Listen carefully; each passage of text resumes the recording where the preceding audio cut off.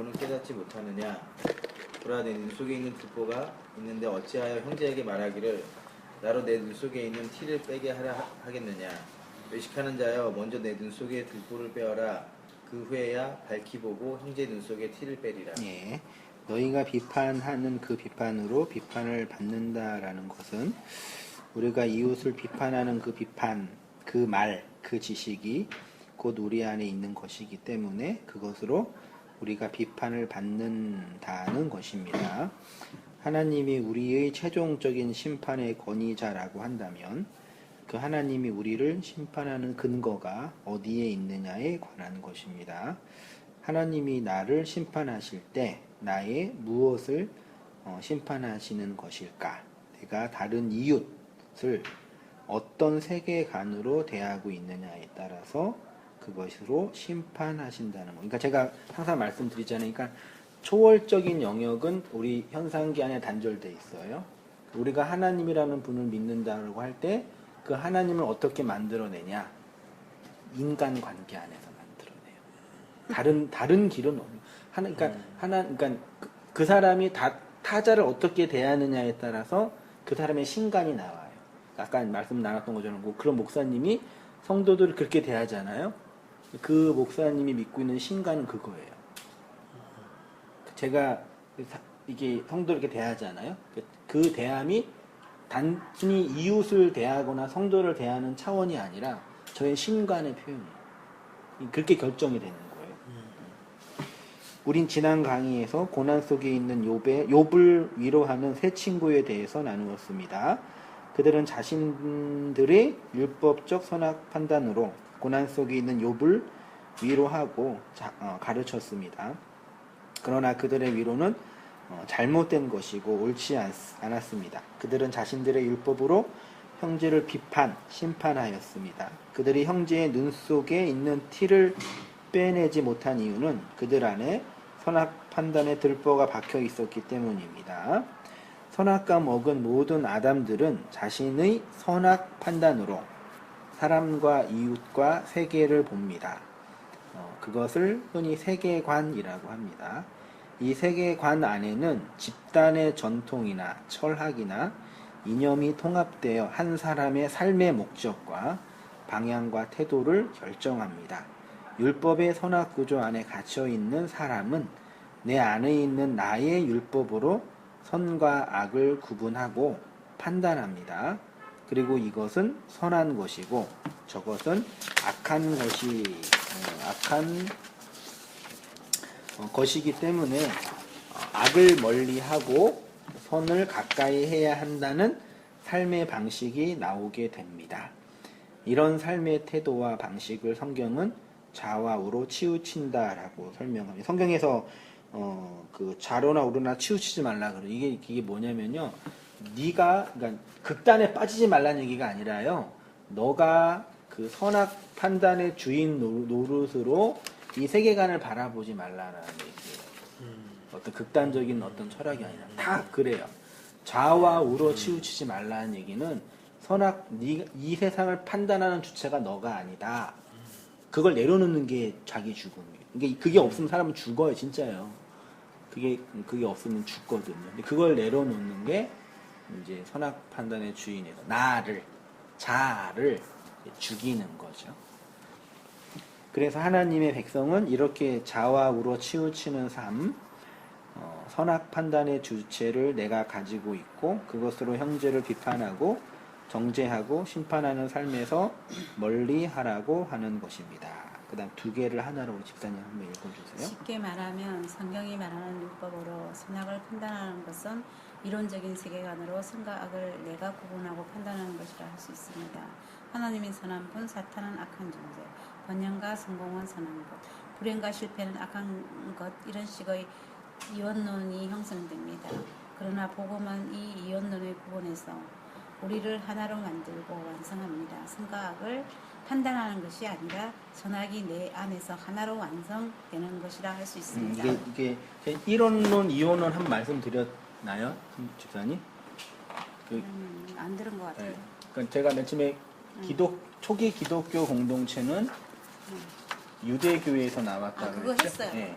유대교는 이제 종교적 틀이고, 그 다음에 그리스, 헬레니즘 문명은 철학적인 틀이고, 로마는 정치. 그러니까 종교와 철학과 정치의 이 한계에서 나온 종교가 기독교예요. 근데 이 기독교가 처음에 예수님이 승천하시고 교회가 만들어진 이후에 소위 말해 신학 체계가 없었어요. 철학적으로나 종교적으로나 사상적으로 진짜 아주 삼류예요. 이 당시의 체계들은 아무것도 없는 체계였어요. 근데 기독교가 나와서 300년 동안은 이제 그 지하 카타콤에서 고난받고 있었잖아요. 근데 그 정말 역사적 큰 사건인 313년에 콘스탄틴 대제가 지금 기독교의 한계는요. 제가 비난하는 한계는 여기서 시작해요, 사실. 콘스탄틴 대제가 기독교를 공인해요. 이 사람이 왜 이게 교회 사회에서도 이 사람이 정말 회심한 사람이냐, 회심하지 않았냐고 이게 구분하거든요. 이명박 대통령이 장로잖아요, 전 대통령이. 회심했을 것 같아, 안 했을 것 같아? 어떻게? 그분이 장로이시고, 어쨌든 이렇게 기독교의 어떤 대표 리더 중에 한 사람으로 뽑혔는데, 회심했을 것 같아, 안 했을 것 같아? 그러니까 회심할 가능성이 매우 적다. 저는 그렇게 봐요. 확정하게 진단할 수는 없어요. 왜냐하면 정치적인 입장에서 판단해야 되니까. 그러니까 지금 이 기독교 문명과 불교 문명이 싸우고 있잖아요. 한국도요. 지금 봉화산역 때문에 기독교에서 하는데 이게 종교적인 문제이긴 하지만 안에 들어가면은요 정치적인 문제예요. 그 정치적인 문제는 결국 뭐예요? 이권이거든요. 그 이명박 대통령이 되고 나서 그 조창기도에 매달 했어요. 그러니까 큰 교회 목사들이 맨날 청와대 가가지고 예배드리고 얼마나 성도한테 자랑할 수 있겠어요. 1년 하고 2년 하니까 3년 되니까 이제 목사들이 가까이 오니까 뭐 하냐면 청탁을 하는 거예요. 나중에 청탁을 하는 거예요. 나중에는 이제 안 만나요, 목사들을. 그러니까 이게 종교적인 영역이 정치랑 결탁되면 이제 아주 이상한 괴물이 되거든요. 콘스탄틴이 제가 볼 때는 정치적 천재예요. 이 사람이 그 당시 이제 동생으로 있다가 형들을 제압하고 이제 왕권을 잡았으니까 그때 이제 이 종교 교회 역사를 보면 어떤 환상을 봤어요. 또 신비주의가 나오죠. 환상을 보고 길을 높이 들어라. 그게 이제 기독교 깃발이라는 얘기죠. 그거 십자가를 보고 내가 그것 때문에 이겼다 그래가지고 기독교를 개종한 거예요. 그리고 이제 314년에 기독교를 공인하면서 기독교가 이제 지상의 종교가 되고 대세의 종교가 되고 권력 지향적인 종교가 되면서 안정이 되니까 뭐가 발전해요? 신학이 발전해요. 맨날 싸울 때는 신학할 시간이 논쟁할 필요가 없어요. 죽겠는데 무슨 논쟁이야. 빨리 죽고 천국 가면 돼. 끝나는 거거든요. 근데 대세가 된 신학이 만들어지니까 신학은 철학적인 틀이거든요. 우리 조지신학자는 반드시 뭘 공부해야 되냐면요. 철학을 해야 돼요. 철학하지 않으면 조지신학 안 돼. 그러니까 조지신학은 철학적 틀 위에서 기독교를 해석하는 거거든요. 그러니까 이때 이 학문을 정리하려면은 신학적인 틀이 뭐겠어요? 그리스 헬레니즘 문명이에요. 이 틀을 그대로 가지고 와서 이 틀 속에 성경을 집어넣는 거예요. 그리스 헬레니즘 문화의 문명의 핵심 철학은 이원론이에요. 이원론은 그 고대 구약 종교의 핵심 철학은 이론론이에요. 이론론이. 근데 교회사 이후부터는 이론론이 돼요. 이론론은 뭐냐요? 선이라는 존재와 악이라는 존재가 대칭한다. 그치만 선은 궁극적으로 이긴다. 나쁘지 않죠. 근데 이제 대입을 해야죠. 하나님은 선이에요, 악이에요? 하나님. 사탄은? 성공은? 선이죠. 실패는? 악이지. 번영은? 좌절, 장수는? 단명은? 건강, 질병. 구분해버려요. 근데 여기까지는 들을만 해주는데 하나님은 선이고 사탄은 악이에요. 근데 이게 틀린 말 같지는 않는데 사탄이라는 존재 자체가 성경은 어떻게 말하냐면 이게 보통 명사예요. 보통 명사는 대입을 해야 돼요. 예를 들어 사탄이라는 단어 자체가 뭐냐면요. 이게 대적자예요. 그러니까 사탄은 뿔 달린 개가 아니라요. 대적자예요. 그러면 한성민 목사에게 사탄은 누구예요? 대적자. 한성민 목사를 그러면 이제 대적자라는 고유 명사잖아요. 네. 그러면 이게 보통 명사가 되려면은 대입해야 돼요. 그래서 한성민 목사의 대적자는 인본주의. 그렇죠? 그럼 인본주의 입장의 한성민 목사는 사탄이 되는 거죠. 그렇죠. 그치, 그치. 이해되죠? 네. 그러니까 그런 개념으로 사탄이 사용한 거지 뿔 달린 존재는 아니에요. 그거는 이교 철학이에요. 순전히. 다 이교에서 들어온 거지. 구약에서의 지옥은 게헨나거든요. 그게 뭐냐면 성전이 있는데 성전에서 동물의 피 들이고 동물의 똥 나오면은 그걸 버려야 돼. 그 쓰레기장이 있거든요. 그 쓰레기장이 게헨나라 그래요. 거기는 항상 불이 타요. 그리고 벌레가 있고. 그거를 지옥으로 표현한 거지. 실제 그 지옥 개념은 구약에 없어요. 이게 게헨나라고 해요. 이게 그림으로 설명한 거지. 지금 우리가 이해하는 지옥은 불교 지옥관이에요. 팔열 지옥. 불구덩이에서 고통받고. 그러면 목사님, 네. 그럼 우리가 알고 있는 죽으면 지옥 가고 천국 가고 있어요.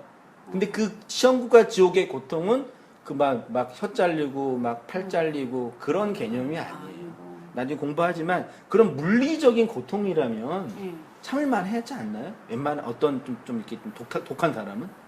그래서 불교의 티베트 스승은 나중에 자기 몸 불태워요. 그럼 그거 참잖아요. 가능해요. 인간이 참을 수 있는 곳이 지옥의 뜨거운 불은 무슨 불이에요? 누구 불이에요? 지옥의 뜨거운 불은 누가 지펴요? 사람이 지옥의 주인이 누구예요? 그러니까 사탄. 지옥의 주인이 누구예요? 사탄 지옥의 하나님. 그 지옥의 뜨거운 불은 성령의 불 아닐까요? 그럴까? 생각해 보세요. 지옥의 주인이 누구예요? 하나님이죠. 사탄이라 생각하잖아요. 예, 우리 그러니까- 사탄이라고 생각했죠. 근데 아니네. 아니죠. 네. 지옥의 주인은 아, 진짜. 하나님이에요. 무섭다. 그지예요. 지금 야, 그러니까 사탄이라고 여태까지 생각하고. 그게 이혼론이라고요. 그 사탄은 나쁜 놈, 하나님은 좋은 분. 예. 내 인생의 축복을 하나님 원하시는 사탄이 막고 있어. 그러니까 너가 사탄의 공격을 피해야 돼. 어떻게? 헌금 내고 봉사하고 열정을 부려. 요거잖아요. 이 무서운 이혼론 구조예요. 이거를 파괴하면 돼요. 근데 그러면 이걸 파괴하면 어떤 문제가 생기세요? 그 지옥은 다 주인은 사탄이라고 생각했지. 네. 하나님을 제가 잘못된 게 아니죠, 목사님. 다른 사람도 그렇게 생각하겠죠? 예. 그러니까 보세요. 그러면 내 인생 속에 나 속에 선이 있을 때가 있고 악이 있을 때가 있잖아요. 예. 그러면 선은 하나님이 주신 거 감사하죠. 예. 악은 누가 줘요? 사탄이 준다고 생각하죠. 예, 그렇죠.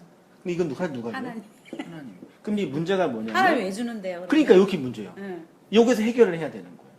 그래서 하나님 어려운 왜 줘요? 거예요. 예? 하나님 왜 줘요? 왜 주는지는 생각해 보세요. 한번. 이유가 있을 거예요. 욥이 그랬어요. 예, 예. 욥에게 재산이랑 자녀랑 돈이랑 아내를 다 뺏어간 분이 누구예요? 하나님. 사탄이 했는데 예. 하나님이 사탄을 천부 살인하지만 조종한 거잖아요. 예, 예. 허락하신 거죠. 허락인데 조종하는 거 아닌가요? 아닌가? 그렇죠. 예, 그렇죠. 자기 하나 해놓고 자기는 책임 안 주는 그런 하나님 종류잖아요. 예, 예. 하나님이 시킨 거예요. 너무 심하나 이거? 그러니까 하나님이 욥을 다 뺏어간 거예요. 이게 우리 문제예요. 그러면 유다한테 나 죽이라 해. 그럴 수도 있겠네, 목사님. 그러니까 어떤 그 문제인데, 그러니까 내 고통의 문제는 예. 근데 선의 번영의 문제는 전혀 문제가 안 되는데 고통 속에 있는 사람에게는 이게 절망이 되는 거예요. 일하다가 사업이 망하고 관계가 깨어지고 눈물 이 모든 게 하나님의 주권인가? 예. 그걸 인정하는 게 신앙. 그걸 인정할 때 내가 죽어요. 네? 그래서 아주 그냥 쓴물 단물 다 남아요. 이거 인정하는 게. 그러니까 내가 그런 고백, 제가 그런 말 했잖아요. 하나님을 그러니까 인생 속에서 눈물의 빵을 먹어보지 않는 사람과 인생을 논할 수 없다. 그것처럼 하나님을 하나 놈으로 하나님이죠? 님이죠. 예. 이 하나님 하나 놈으로 부르지 않는 사람과 어떻게 신앙을 논하래요. 이게 되게 깊이 있는 철학적인 얘기예요. 그러니까 하나님이 항상 나에게 좋은 분을 좋은 것을 주시는 그런 분이라는 개념 자체가 무너져야 돼요. 이 때문에 좀 네, 무너져야 돼요. 이 저녁에도 일 때문에 전화를 해야 되나? 무너져야 돼요. 네, 네. 이게 이론론이에요. 하나로 완성되는 거예요. 내 인생이 악을 통해서 하나로 완성되는 거. 이게 이제 그 죽음이죠. 이게 선악을 나누면요, 나 안 죽을 수 있어요.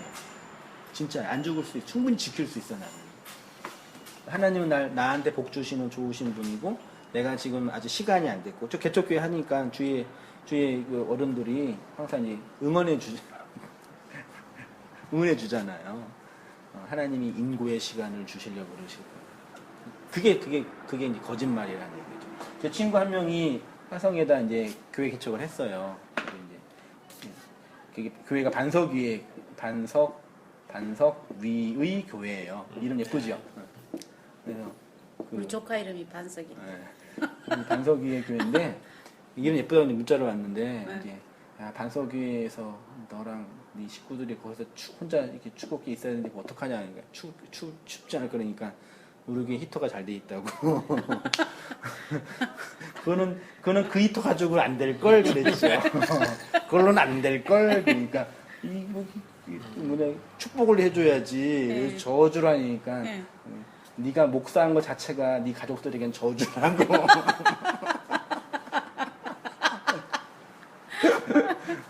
거기에서 하나님을 저주해야 된다고 저는. 그러니까 잘 가르쳐 주라고 나중에는 이제 부탁을 하더라고요. 거기까지 가요. 그러면 이제 하나님이라는 분이 나에게 어떤 분인지 설명이 되는 거예요. 그러니까 예수님 믿어서 행복합니다라고 말하시는 건 다 거짓말이에요. 그러니까 돈이 생겨서 행복합니다는 돼요. 그러니까 예수님이 돈을 준 것처럼 느껴지니까 행복하다 그러는데, 그러니까 실제로 그 사람이 예수님 때 행복했나라는 얘기 속에는 다른 게 있어요. 예수님 때문에 얻게 된 그 무엇이 있었을 거예요. 그것 때문에 감사한 거예요. 그러니까 실제로 그 예수는 내 인생의 행복을, 내가 욕망하는 행복을 하나씩 빼가시는 분이에요, 사실은. 다 빼가요. 다 빼가서 맨 나중에 나 하나 남게 만들어요. 그거 하나로 하나가 연합한 그 완전체가 되는 거예요.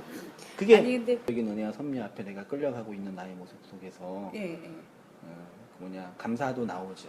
근데 그 감사의 고백이 맹신에 의한 기계적인 감사가 아니라 진짜가 내 안에 들어올 때 그 내용이거든요. 그러니까 이 모든 것들이 그 하나님으로 완성되는 거죠. 하나님이 주시는 환경이나 돈이 아니라 예수가 주시는 좋은 관계가 아니라 예수 자체로 완성되는 그것은 있어요. 그게 있으니까 신앙생활 할 수 있는 거지. 다 뺏어간다는 얘기를 잘 이해하셔야 돼요. 그러니까 뭐 돈이나 명예나 관계나 뺏어간 게 아니라, 그러니까 내가 욕망하고 내가 옳다고 생각했던 그 가치들이 하나는 없어지고 하나님이 원하는 그 가치들이 함몰되는 거거든요. 욥기가 공부했던 게 그거예요. 그 내용으로 이해하셨으면 좋겠어요. 그렇게 완성이 돼요. 근데 우리는 이런 건 모르고 그냥 예수님 믿어 행복합니다라는 그 과정 속에 그 내용의 의미를 모르는 거죠. 진짜의 의미를. 진짜요. 이게 이론론이에요. 좀 더 공부하겠지만 요 공부할 거예요. 요셉도 그랬어요. 요셉도 이런 이게 하나로 완성되면 이제 이렇게 내가 온전한 자가 되는 거라 하나님 인정해 주시는 거예요. 하나님의 온전함 여기 있네요. 여기 우리 성도님 한번 읽어주세요. 2페이지 하나님 온전함이요. 그것이 바로 역사를 통해서 묵시를 아는 것이고 현상계를 통해서 영혼을 아는 것이고 율법을 통해서 은혜를 아는 것이고 죄를 통해서 의를 아는 것이라 할 수 있습니다. 모든 것은 다 하나로 완성됩니다. 왜냐하면 모든 것이 다 하나님 안에 있었기 때문입니다. 우리 인생과 역사를 통해서 발견하고 배우고 알아서 완성의 자리로 가게 되는 것입니다. 예수님은 그것을 하나님처럼 온전하게 되라는 것으로 설명하셨습니다. 두 개를 하나로 완성하죠. 그래서 뭐 이게 이런 얘기가 그랬지만 뭐 남자와 여자가 만나면 하나가 돼야 되고요. 그리고 두 개를 눈이 두 개잖아요. 두 개를 너무 악하게 예. 보세요. 마태복음 5장이요. 그러므로 하늘에 계신 너희 아버지의 온전하심과 같이 너희도 그러니까 하나님의 온전을 추구하라고 안 했어요. 하나님의 온전에 도달하려고 노력하라. 왜 분투 안 하니가 아니라 너희가 하나님의 온전하심과 같이 똑같이 온전하라예요. 이거예요. 그럼 그게 뭐냐? 예수께서 이르시되 내가 온전하고자 할진대 내 소유를 팔아 가난한 자들에게 주라. 그러니까 예를 들어서 우리 집사님은 김 집사님은 소유를 팔아서 가난한 자들에게 줄 양식이 있냐 이거죠. 두 가지가 있어요. 소유를 팔아야 되고 소유를 팔아서 양식이 있어야 돼. 그럼 그거를 가난한 자에게 주는 거예요. 그게 이제 구제라는 얘기예요. 그건 한승희 목사 하고 있는 거죠. 네. 그게 온전이라 하나님 정해준 거예요. 지금은 없는데 이제 앞으로 있긴 그러니까 하죠. 없다고 말할 필요도 없으세요. 그것도 아니에요. 그만인가? 그러니까 말씀을 듣고 그 안에 내용이 내 안에 들어오면요. 네. 그게 그 내용물이 있어요. 그러니까 성도들한테 계속 제가 요즘에 부탁하는 게 그거예요. 이게 정보나 내용과 그 어떤 이거를 알아서 내가 잘 모르 그게 아니라 다 듣고 나면 다 이해 못 어째 다 이거 다 까먹어요 나중에. 그 안에 내용물 하나가 생긴다고. 양식이라는 게 그게 그거예요. 그게 있으면 있는 거예요. 근데 그거는 들으면 있어요. 그게 있잖아요. 그게 있기 때문에 그런 거예요. 요한복음 17장이요. 곧 내가 그들 안에 있고 아버지께서 내 안에 계시어 그들로 온전함을 이루어 하나가 되게 하려 함은 아버지께서 나를 보내신 것과 또 나를 사랑하심과 같이 그들도 사랑하신 것을 세상으로 알게 하려 함이로소이다. 우리가 다 실수가 많으니 만일 말에 실수가 없으면 어떤 사람이 돼요? 온전한 사람. 그러니까 이 말은 어떤 말이에요? 그 복음과 은혜의 말을 나누어 줄 수 있는 사람이면 그 사람이 온전한 사람이다 하는 거지. 말 실수 뭐 누구 뒷담화 까고 누구 험담하고 어떤 그런 줄 알죠.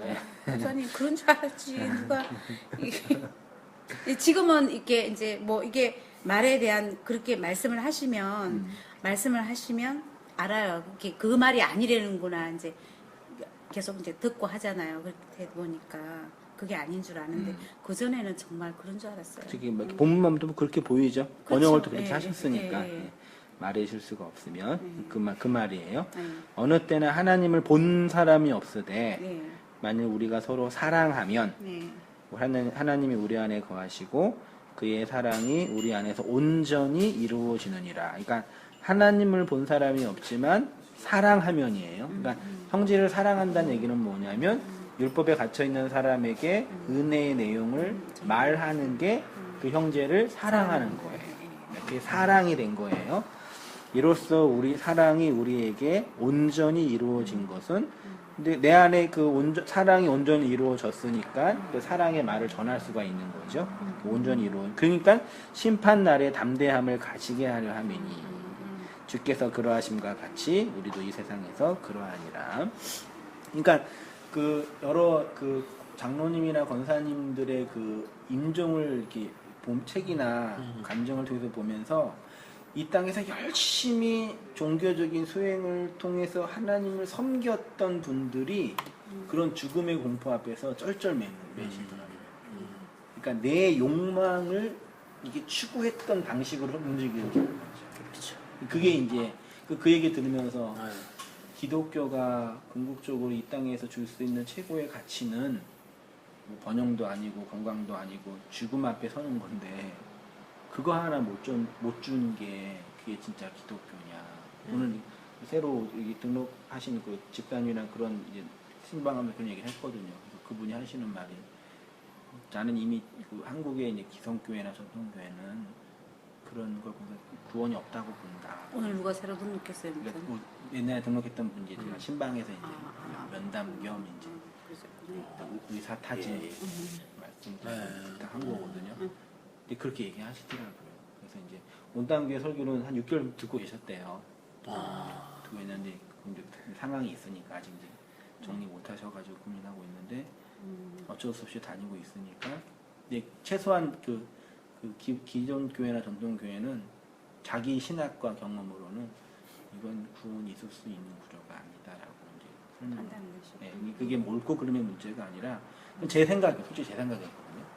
제 생각인데 그런 부분에서 볼 때는 기독교가 삶과 죽음의 문제에서 그것도 해결해주지 못하는 종교라면, 그러니까 그거는 해결하지 않고 이 땅에서의 번영과 성공만 자꾸 준다고 이렇게 뻥치고 있는 거잖아요.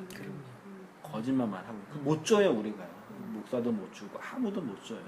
그는 그냥 이 땅에서 내가 좀 더 경쟁 관계에서 이렇게 좀 우위에 차지하는 부분이에요. 이게 사업하셔서 아시겠지만 저는 요즘에 어떤 생각이 드냐면 대한민국에 있는 이 소시민들은 이 현대와 삼성의 노예가 아닌가.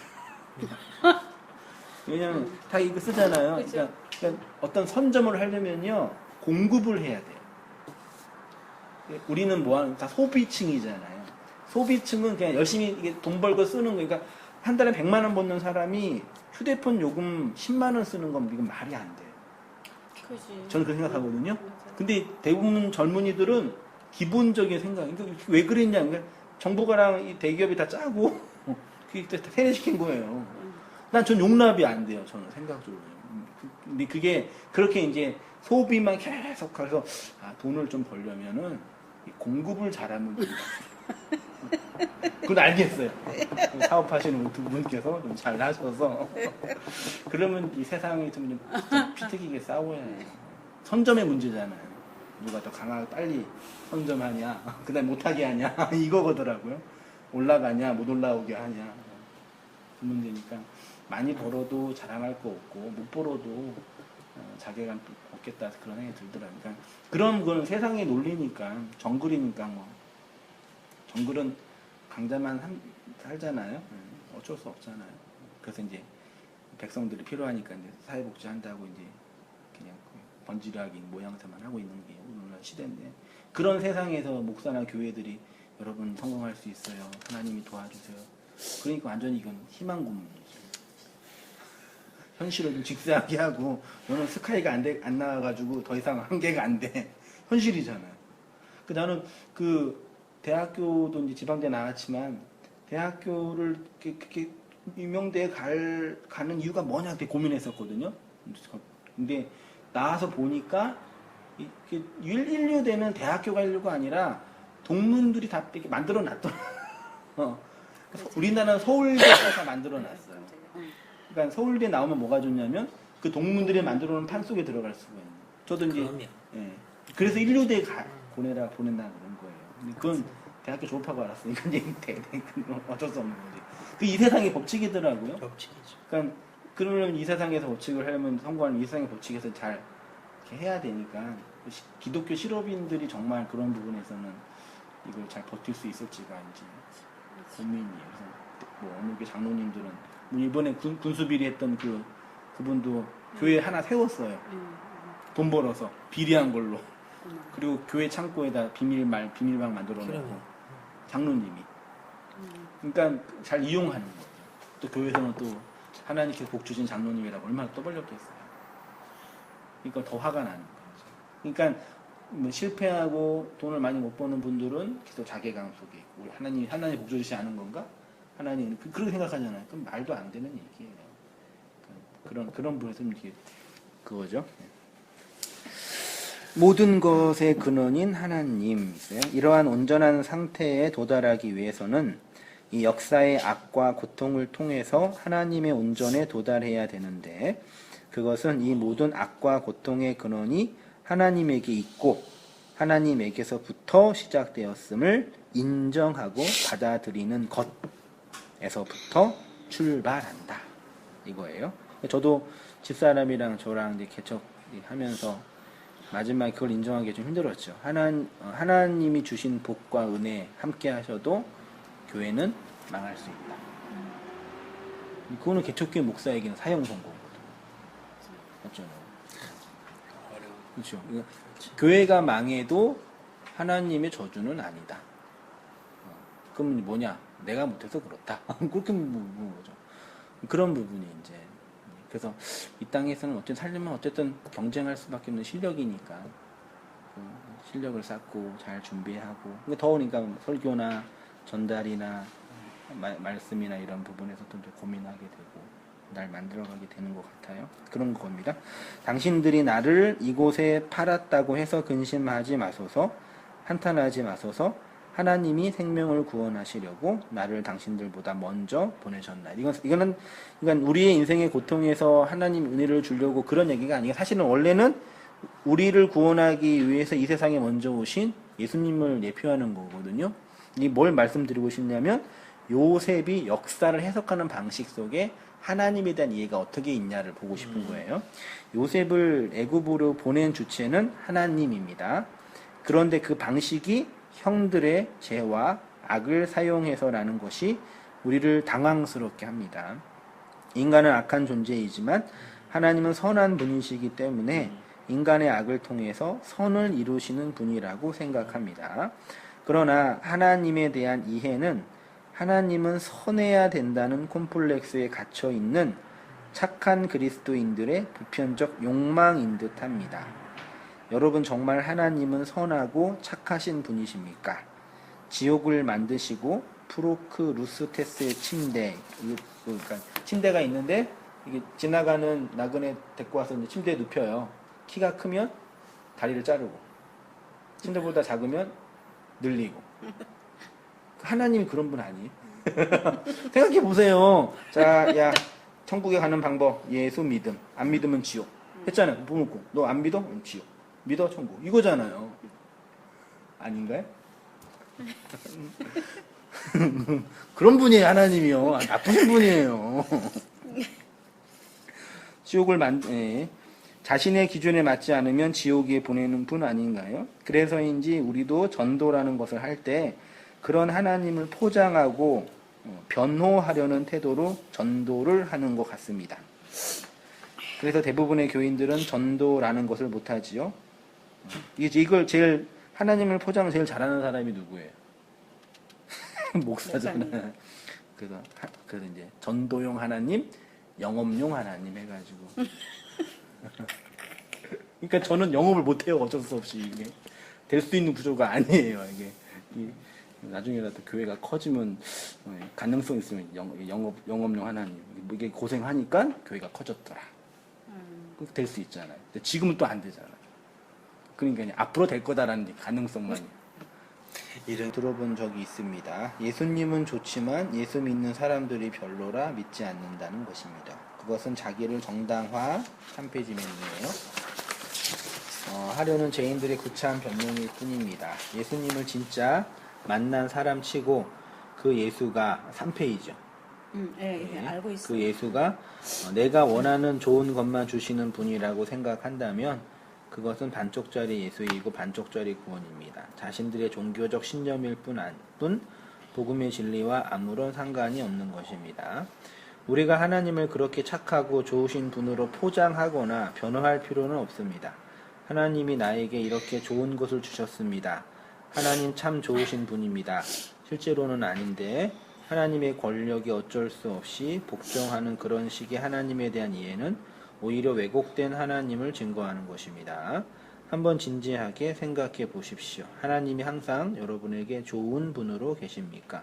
항상 기뻐하고 쉬지 말고 기도하고 범사에 감사하라는 것이 그런 맹목적인 종교적 황홀경에 빠져 있으라는 것이겠습니까? 이렇지 않으면 믿음이 약한 사람이라고 이제 비난하니까 문제죠. 오늘 21세기 보편 교회들이 만들어내고 있는 하나님이 과연 어떤 하나님일까요? 그냥 교회에서 영업 잘하기 위해서 만들어낸 영업용 하나님 아닙니까? 그것을 종교라고 합니다. 세상에서 가장 무서운 신념이 종교적 신념입니다. 그러나 내가 선악을 판단하는 주인의 자리에서 내려오는 것이 기독교입니다. 우리의 이웃과 타인과 역사를 향한 우리의 세계관과 관이 곧 하나님의 심판의 근거이고 내용입니다. 내가 타인을 심판하는 그 심판으로 심판받습니다. 우리에게 있는 것으로 우리가 우리를 심판합니다. 나에게 있는 것으로 내가 나를 심판합니다. 그것이 하나님의 심판의 본질입니다. 그러니 그 심판은 정확하고 분명하게 진행됩니다. 왜요? 다른 사람은 속일 수 있어도 나는 나를 속일 수 없기 때문에. 그러니까 그겁니다. 예. 하나님의 헤아림 우리 강호 영재님 읽어주세요. 그러면 하나님의 헤아림을 어떻게 받게 됩니까? 우리가 이웃을 헤아리는 그 헤아림으로 하나님의 헤아림을 받는다는 것입니다. 본문의 헤아리다로 번역된 단어가 메트론입니다. 기본적인 뜻은 척도, 분량, 측량, 치수입니다. 철학에 있어서 이 단어는 사물이나 사람을 평가하는 표준이나 기준으로 사용되었습니다. 신약 성경에서는 심판과 자신들에게 분배되는 은혜의 선물에 관한 문맥에서 사용되었습니다. 네, 집사님 그다음 읽어주세요. 너희 안에 있는 것으로 너희가 비판하는 그 비판으로 너희가 비판을 받을 것이요 너희가 헤아리는 그 헤아림으로 너희가 헤아림을 받을 것이라는 것은 그 사람이 가지고 있는 그 청량 표준으로 그가 다시 청량될 것이다 라는 뜻입니다. 하나님은 당신의 백성을 정확하게 청량하고 판단하십니다. 예, 또 내게 지팡이 같은 갈대를 주며 말하기를 일어나서 하나님의 성전과 제단과 그 안에서 경배하는 자들을 청량하되, 이게 메트론이에요. 성전 밖 마당은 청량하지 말고 그냥 두라. 이것을 이방인에게 주었은즉 저희가 거룩한 성을 42달 동안, 이게 42달이죠. 이게 성도의 역사라고 그러는데 짓밟으리라. 내게 말하는 자가 성과 그 문들과 성곽을 청량하고 금 갈대를 가졌더라. 그 성은 네모가 반듯하여 장광이 같은지라. 그 갈대로 그 성전을 청량하니 1만 2천 스다디온이요 장과 광과 고가 같더라. 그 성곽을 청량함에 144 규빗이니 사람의 청량 곧 천사의 청량이니라. 다 10이죠. 이게 하나님 나라 아들의 수예요. 하나님의 나라 천국 성도는 네모가 반듯한 직육면체입니다. 정사각형 직육면체는 완전하고 완벽한 하나님의 은혜 완성을 의미합니다. 하나님은 하나님의 백성을 그렇게 만들고 완성하신다는 겁니다. 그래서 서신서에서는 이 헤아림을 하나님의 은혜의 내용이라고 합니다. 내게 주신 은혜로 말미암아 너희 중 각 사람에게 말하노니 마땅히 생각할 그 이상의 생각을 품지 말고 오직 하나님께서 각 사람에게 나누어 주신 믿음의 분량대로 지혜롭게 생각하라. 우리 각 사람에게 그리스도의 선물의 분량대로 은혜를 주셨나니 우리가 다 하나님의 아들을 믿는 것과 아는 일에 하나가 되어 온전한 사람을 이루어 그리스도의 장성한 분량이 충만한 데까지 이르리니 그에게서 온몸이 각 마디를 통하여 도움을 입음으로 연락하고 상합하여 각 지체의 분량대로 역사하여 그리스도의 몸을 그 몸을 자라게 하시옵니다.